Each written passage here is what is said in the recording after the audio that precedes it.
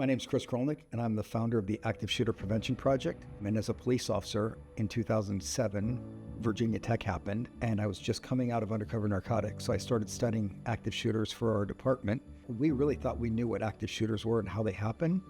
What it taught me personally was you have to understand that even though you're a first responder, you're not going to be there when it first starts. And now I go forward looking for solutions to actually stop them, not respond to them. And there's an extremely unique difference. From 2018 to 2022, there were 9 shootings that took place that there were people on scene with guns that did nothing. Drone is a first responder. It can be autonomous, so it doesn't need a pilot. It could be remote, so it could be flown from anywhere in the world.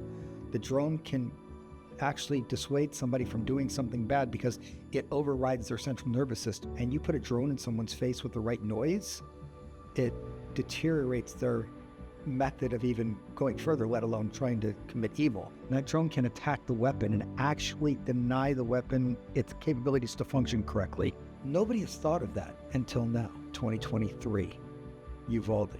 It took police an hour and 17 minutes to get inside the classroom, and there were 376 police officers there. Drones only know threat, go, provide real-time feedback.